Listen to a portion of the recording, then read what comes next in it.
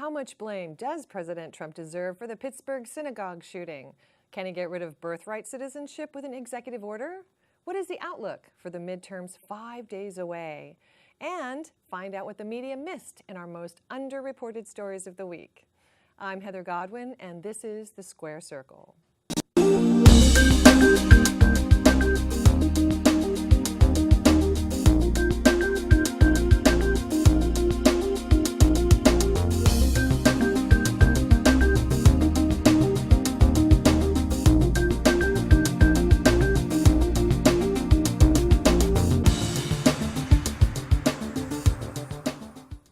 Hello and welcome to The Square Circle. I'm your host, Heather Godwin. Joining us today are Zaid, Jilani of the Intercept, Michael Shindler of Young Voices, and Kayla, Stetzel, also of Young Voices. Welcome, everyone. It's nice to have all of you here this Thanks for having me. This week, President Trump paid a visit to the site of the synagogue shooting in Pittsburgh, but not everyone welcomed him. Here's the story from ABC News. Protesters packed the blocks around the Tree of Life Synagogue as a somber President Trump paid his respects at the ceremony he called very sad, very moving. But throughout the somber memorial, the protests continued, with demonstrators gathered in the neighborhood nearby shouting at the president, saying words matter. You don't belong here! This is our neighborhood! Zaid, Jilani, we'll start with you, reporter for the Intercept. So this seemed to be a situation where Trump was darned if he did and darned if he didn't. What do you think the best approach would have been? Well, I think, it's there probably is an attempt to try and, it's hard to connect the dots one-to-one and say, well, President Trump has inculcated a certain atmosphere, so therefore this person did this. I don't think you can do that in a fair manner, but I do think President Trump should think hard about encouraging an attitude of us versus them. I think that, political violence is very rare in the United States, but when it does happen, it tends to happen from someone who's very aggrieved, who's somewhat unstable, and they tend to have an us versus them attitude. And that's not only in this case, but perhaps in the individual who sent the pipe bombs in Florida, perhaps what happened last year with the individual who shot up the congressional baseball game, who was on the other side of the political aisle. I think when you inculcate that sort of mentality, you start forgetting that the other people on the other side of the aisle are human beings, and no matter how strong of disagreements you have with them, violence won't solve anything. And I think that's something that as a leader, I think he should be stressing. Whereas I think often he thinks more about his own immediate reputation and attacks against him and what people think about him. He should be thinking about everyone. So I think that would be the mentality I'd urge him to adopt. Well, what about his visit there? That was what I was referring to and saying it seemed, there was a no-win situation. Do either of you have an opinion about whether he should have made that visit?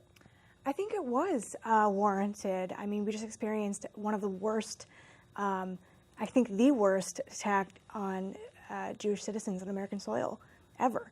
So it absolutely required some sort of acknowledgement by the president. A visit, I think, was in a good faith gesture. And while I agree with what Zaid said, I wish that he was met with perhaps a little bit more civility, because I feel we are in this crossroads as a nation, and we're getting to become more and more polarized. And I think perhaps Trump wanted to extend a little bit of olive branch, and while he may have had at least some small influence on the culture surrounding kind of the violent rhetoric in the media, he did extend an olive branch by going out there, and I feel like he should have been received at least a little bit more warmly. Michael Shindler, what's your opinion? I do think that in the clip, when the woman said, "We don't want you here," is important. It's important because Trump, by going there to visit, says, it doesn't matter whether or not you want me there. I'm your leader. I'm the president. We are a cogent body politic. I have to be there. We're going to get through this together, whether you like that or not. And I think that's important. I'm glad that he did that. So how do you think that he is being perceived now that he's come and gone? This seems to be an ongoing conversation. What can he do now? I think that what he can do now is to help the people move on. Trump comes from a family with a lot of Jewish members. He has a lot of Jews in his administration. What he needs to do to move on is to say anti-Semitism is not okay. We don't condone any of these attacks. Well, what we do is come together and stay together as a community of blacks, whites, Jews, Hispanics, etc., but all Americans. Kayla, Stetzel, what's your opinion? I mean, I do agree, but also I feel like we're not going to get that response.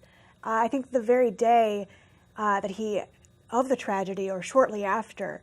I know he made some comments in the day acknowledging the sadness and the scope of the tragedy, but I think that evening he was already kind of making jokes at some rallies, right? And I think just our ability to collectively grieve as a country has become very stifled. It seems within only like about 12 hours of that happening, both sides of the aisle were trying to point fingers and place blame, which is just really depressing to me, right? 12 people lost their lives, and these were old, very religious, devout people. They're kind of people you see who go to church early at their worship services. And as a nation, we barely had time to grieve them. Everybody was so ready to kind of see how this would affect the midterms, and I feel like that's very unfortunate. And Zaid, Jilani, how do you think he could turn this around? Well, it's difficult because we're in a midterm environment where the election's a week away, and I think people want to point fingers and do the blame games because they believe the greater outcome of whatever happens in the election is really where their priority should be. So it's difficult. I don't think we can expect President Trump and the Democrats to stop engaging in politics against each other. But I guess the question is, can't they do it in a way that says, hey, this is a disagreement about ideas. We don't actually view each other as enemies. And I think that's really the important thing that both of them need to be stressing right now. Because, it's not realistic for us to expect them to stop campaigning. And the issues that matter before the election are very, very important. It wouldn't be right for them to stop campaigning. But I think they need to do it in a way that is inclusive, in a way that stresses that this is about our difference in visions. We don't actually think of each other as enemies. We're all Americans. Well, it's interesting that you all talk about the effect on the midterms. Do you really think this is going to have an effect on the midterms, or do you think people have already made up their mind? I don't feel it will have any effect. I think both sides are very galvanized right now, and I think this tragedy really kind of exists outside of the sphere of the midterms, in my opinion. I find it interesting that the same thing with the bomber occurred with the synagogue, where for a minute he was able to watch his language, and then he went right back to saying, George Soros is paying for all of these people to be in this caravan. And it seems like, with the same shooting that he returned to his rhetoric pretty quickly. Michael Shindler, what do you think? Well, that's fine. In fact, I wrote a great article about this in the American Conservative called What's Wrong with Trump's Tweets? And the sort of issue that I think that's important that we're not looking at right now, which we should, is his tone appropriate to what he's talking about at a given time? When people mourn, they use the language of mourning. When people attack, they use the language of attack. And I think that his tone is often appropriate to the type of message that he conveys at a given moment. Great. All right. Well, thank you. I'd like to remind our viewers you can submit your questions to our guests through our website, www.publicsquare.net, or via Facebook or Twitter, and we'll answer as many as we can live on air toward the end of the show. Also this week, President Trump made headlines for his comments on birthright citizenship. Here he is talking with Axios. How ridiculous. We're the only country in the world where a person comes in, has a baby, and the baby is essentially a citizen of the United States for 85 years with all of those benefits. It's ridiculous. It's ridiculous. And it has to end. Michael Shindler, if he is successful, what impact do you think this will have on the country? I think that we're going to see a reduction in birther tourism. So right now, a lot of folks who want to give their kids American citizenship because it's a great thing to have, who aren't American citizens, the parents, will fly to America, stay in hotels, and have experiences specifically designed to allow these people who aren't part of our body politic to get citizenship here. And I think that if he is successful, we'll see a reduction in birther tourism, and we'll also see a reevaluation of what American citizenship means. Like the recognition that you have to apply for citizenship, that it's something that comes with the consent of the body politic, is important, and I'm glad that we're having this debate now. Zaid, Jilani, what's your opinion? Well, I don't think he can't really do it unilaterally. I mean, I think legal experts are clear on this. This was a constitutional case that was decided. They'd have to have a constitutional amendment. With respect to the problem just mentioned of birth tourism, that does happen, particularly among upper class people from some countries. I think Russians do it quite a bit for some reason. There's a whole industry there.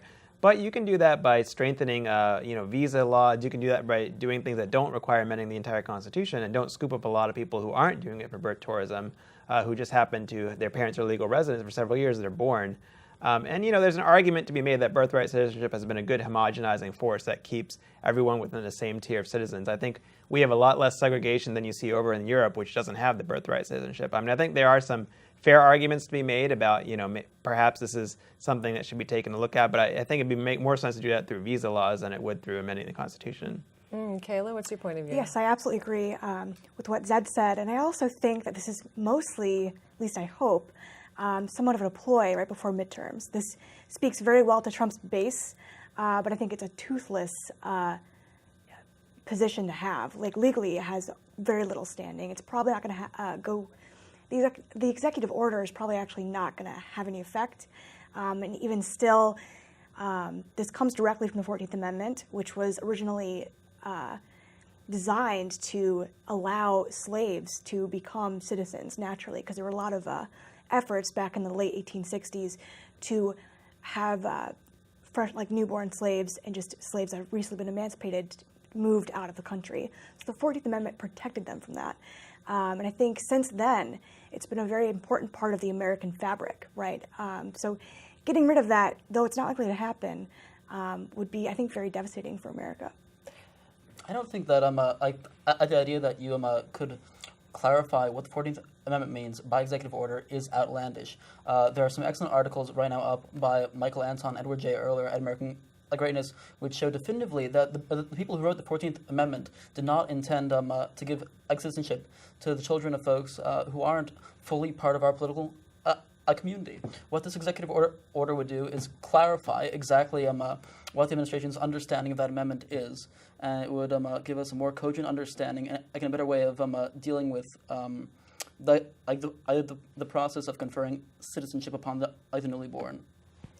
I'm a little shocked to hear about the tourism aspect of it. I guess that's not something that's been talked commonly about. Can you address that a little bit more? What percentage of there is that? To me, it's, people that have come from other countries to make a better life. They raise a family here, and then their children are allowed to be citizens automatically. Can you elaborate a little more on that? Yeah, I mean, I don't think it's not a large percentage at all, but I think there is this, there's a Russian industry, I think maybe a Chinese industry now of kind of elite class people who get visas for the purpose of having kids here, so they'll get the citizenship. But again, I think, I don't think you have to redefine the Constitution to do that. I don't think the president, it probably is more of an election gambit. You can do that through checking, using visa controls and doing, proper background checks and registration and everything. But it is an industry that exists. It is a problem that some people would acknowledge, but it's not. It shouldn't be exaggerated, I guess, what I'm saying. Yes, and it's also I feel like it's a very small part of the problem, one that's shouldn't be a very high priority for the anti-immigration coalition. So for me, this whole gesture just seems very odd and well-timed, I guess I would say. Well, not just odd. The problem isn't merely birthright tourism, is that there are a lot of folks who are coming over the border and having children here. It's they're often disparaged as anchor babies. I wouldn't go so far as to use any colorful terms, but I can really say that there are people who are not part of our political body, who haven't formally asked to join, who have children and then expect those children to have full citizenship. And right now, due to a misunderstanding of the 14th Amendment, they're granted a citizenship. So you consider it a misunderstanding of the 14th Amendment? Yes, I think that there's plenty of good reason to assume that the people who wrote the 14th Amendment understood it clearly to apply only to people who are subject to the full jurisdiction of the United States, people who are active in our political community, people who served on juries, who voted, not merely people who just happened to be here. Well, I'm just going to push back a little bit on that. Because again, I think the text of the amendment itself, if you're a strict textualist, I feel like that actually would play in my favor. Like the text of the document reads that if you're born in the United States and underneath the jurisdiction thereof, you are a citizen. And to also, recently emancipated slaves would not have the right to be on a jury. They barely had any legal standing in courts, yet it protected them.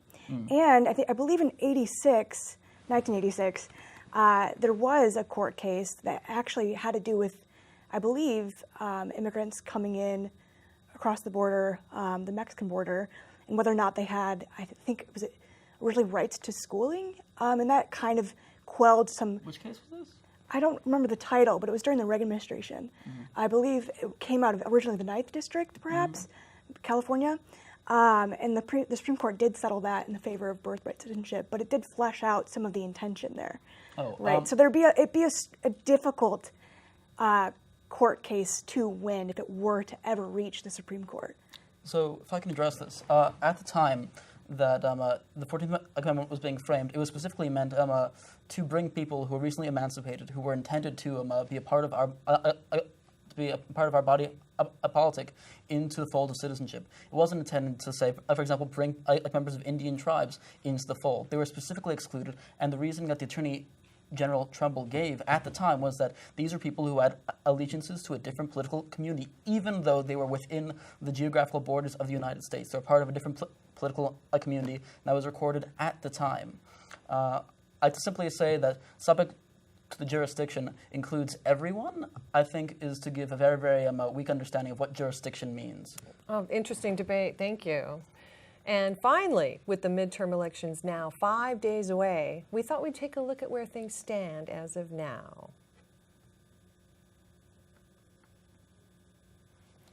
All right. Let's take some questions from our viewers. Let's see. Morris Pierce. Kayla. Kayla.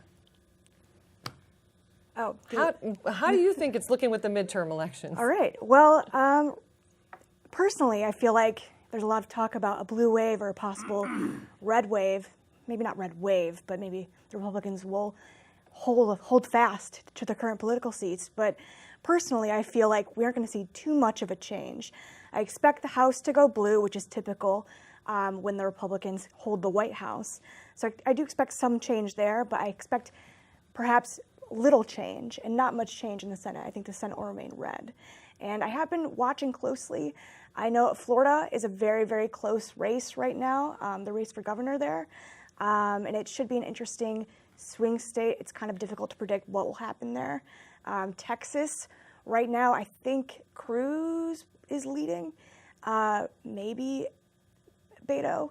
But I don't know if Beto can pull it off. I kind of think Cruz still might take Texas, but we'll see. Zaid, Jilani, what's your opinion? So it's interesting. Over the past couple of years, we've done a lot of reporting on state legislative races, on special congressional election races, and in those races, the Democrats have mostly blown away the Republicans mostly because the Republicans weren't coming out to vote. It wasn't that the Democrats were registering lots of new people or getting a high turnout, but the Republican base was depressed. But I think over the past month, we've seen strong early vote turnout from the Republicans, which I think might translate into why they're expected to keep the U.S. Senate. And with the House side, I think it would be kind of a narrow margin if the Democrats win. So I think that's the main explanatory variable as to why we're seeing a much closer election than I think you would have expected if you rolled back the clock a year to, let's say, the Virginia election where Democrats dominated, to various special elections where Democrats did very well. Oh, Michael. Sure. I think that what this midterm is a test of what the American people think of Trump and the Republicans and their tenure so far. Do they think that they've done well? And the fact that it is so close reflects the uncertainty that I think lies in the minds of the American people. That it's not clear to the American people that they've benefited so far from the Trump administration. And I think that's probably the most insightful takeaway from the stats. Do you find that the more moderate candidates are getting better traction than those who are sticking to the extreme left or to the extreme right? I think that depends on the district. I know that in more urban districts, the more polarizing candidates are the ones who are more successful, especially in New York with Ocasio-Cortez. We're seeing the rise of people who are willing to say extreme things, not really people who are willing to find a middle ground, but people who are willing to stake out strong ideologically derived positions. And Kayla, I see you're shaking your head over there. Yes, I mean, I would agree with that as well. And I think what's interesting about this election particularly is that both sides, I feel, are being very much galvanized to go to the polls. We're seeing an increase in younger voters, but I I just went home to Indiana to do some early voting myself, and I think the voter center said that they've never been this busy before, especially during early voting. And everybody at the center, it wasn't full of young people. So I feel like both sides are very galvanized, right? There's a push on the left to get young people to vote and just people to vote in general. I feel like it's being met with an equal response on the right. And Zaid, do you have anything to add? Well, what's interesting is, there's two districts in particular in the House that I'm very fascinated by. One is Steve King's district in Iowa. The other one is this open race in West Virginia where we're seeing Carol Miller contested with Richard Ojeda, who's a Democrat. These are both heavily pro-Trump districts in 2016.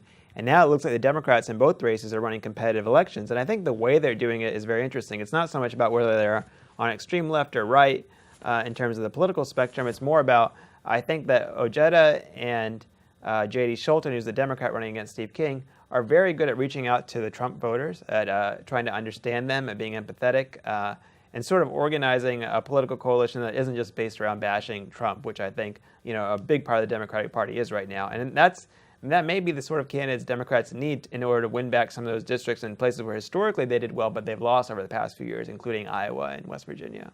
Does anybody have a candidate that they're excited about that looks like may win? I mean, I'm kind of the odd one out at this table. I don't really follow elections too closely. I don't place much faith in the general political system. So no one particularly stands out to me. And I also feel like we're not going to experience much change, despite everyone's apocalyptic rhetoric surrounding this election. Michael, how about you? I think that you're not the odd one out. I'm not following the elections too closely either. I mostly stick to the political theory, so... There's a lot of fatigue, I think, in the country as well. From the whole thing. And then do you think that if we get a certain percentage of shift in the House or the Senate to the Democratic side, that it'll make a dramatic change in policy? I don't think it would affect policy too much, but I think it would affect morale significantly, which I think That's may important. be better for the country. Also, if we do have a solid Democratic majority in the House, we could get an impeachment that goes nowhere, which would be excellent, dramatic, like politics. So that could happen. It would be It's good not the for best for TV the country, ratings, but It's I'm something not to sure look if it'll forward help to, the morale. inspires debate. I don't mind it. Well, how about you, Zaid? Is there someone that really you have your eye on? Well, I think the two I mentioned were really interesting. There's also some really interesting sort of independent candidates in this round. I have a colleague, Rachel Cohen, for the Washington Post magazine, wrote a story about a lot of Green Party candidates running in state legislative races. They're either running in very Democratic races or very Republican races to avoid the so-called spoiler effect. We have an independent libertarian candidate, Gary Johnson, running in New Mexico, who seems to be running a formidable race. So, that's pretty interesting. Not something you see a whole lot of in our system. All right. Well, thank you all. Now we'll take some questions from our viewers. And we'll start with Morris Pierce. If birthright citizenship is a good policy, then what should we do about birth tourism? Well, we've talked a little bit about that. Does anyone have a solution for birth tourism? I mean, I don't really have a solution because I do feel like if Trump's executive order were to go through, right, it would severely cut birth tourism. But I do think changing visa laws would probably affect that population significantly, though I think that population is very small and people shouldn't really worry about it too much, especially because the people who tend to engage in birth tourism are, typically from like an upper echelon, right? So I feel like it's an overblown concern, in my opinion. Does anyone else have? If I could just chime in right there. The fact they come from an upper echelon society, I thought they're economically more powerful than simply folks who are hopping over the border and trying to have a kid is important, because these are folks who are going to have a disproportionate economic effect in our society. So if we give somebody who's not part of our political body, who has a lot of economic resources that most Americans don't have, automatic citizenship, that is important. They do affect the way that things happen in the United States. These are people who can vote, who can serve on juries, and who can run for office. And if they're not part of our political body, then I'd be very concerned, especially if, as you said, they're part of this upper echelon. So it almost sounds like perhaps birth tourism is a good thing if you meet certain standards. No. I'm misunderstanding completely. It's even a worse thing. It's a worse thing. Yes, because you're having the elites of another country come here. I can get automatic citizenship without being part of this country, without having political allegiance. Oh, okay. All right, and our next question from Sophie Gregory. Isn't it hypocritical for people to protest Trump's visit to the synagogue by calling him divisive? Said Jilani, I'd love to hear from you on that. Well, I think, again, it gets back to the us versus them thing. When academics study polarization, what they find is actually there's a fairly equivalent amount of it on both sides of the political divide in terms of people who just absolutely hate the other side, some who maybe even be sympathetic to violence against the other side. I think a better approach maybe for them would have been to very strongly and firmly state their objections to him, but not try to ask him not to come to the even, where they are. He's the president of the United States. He is supposed to represent us, like him or not. And they should try to engage in some way. I think that'll set a precedence where next time a Democratic president is elected, there's a tragedy, people will start telling the Democrat not to even come to the town, and so on and so forth. And I think that maybe wasn't exactly the best approach. Although I don't know that all the protesters did that. I saw many of them had signs promoting harmony and dialogue and things like that. So I don't know if that was representative, but those in particular I don't think made the best move there. Does anyone else have a point of view? I mean, I do also, not that I agree with what the protesters did, but I do think they were speaking from a point of grief, right? So it might not be, they might not be their most polished in that moment, right? Because they were experiencing pain. So I just wanted to acknowledge that as well. Well, I mean, it does seem it does seem hypocritical. Trump is trying to come to bring the nation together at this time of grief. People are calling him divisive. This is a good thing. Presidents should be doing that at times of national grief. It's a good idea. Okay, and now it's time for the most underreported story of the week. Who would like to start? Yeah, go for it. Oh, Okay. sure. So, former President Obama and Michelle Obama both purchased the film rights to Michael Lewis's The Fifth Risk. Michael Lewis is the author of The Big Short, and they're going to probably use the film rights in their upcoming Netflix series. And the book's about 3 departments and what could go wrong during the Trump administration, and he especially looked at it what Trump was doing during the transition period. So now we have a better idea of what Michelle and Barack are going to be doing in the next few months. It's interesting. All right. Yeah. And then for me, it's maybe not as exciting, but really unfortunate. Planet Life just released a study saying that wildlife species are down 60% since 1970, which is just very unfortunate. And they suggest that human impact is to blame for that. But there's really no cause, like direct cause. So I just wanted to raise awareness about some environmental issues that we're experiencing right now. Yeah, that's a shocking percentage. 60% of wildlife species are down. All populations, yeah. Of all populations. Yeah, well, yes, just in general. Yeah. And Jilani? Yeah, so I think as everyone goes to vote over the next week, I think one set of issues that's often forgotten are ballot referendums and constitutional amendments.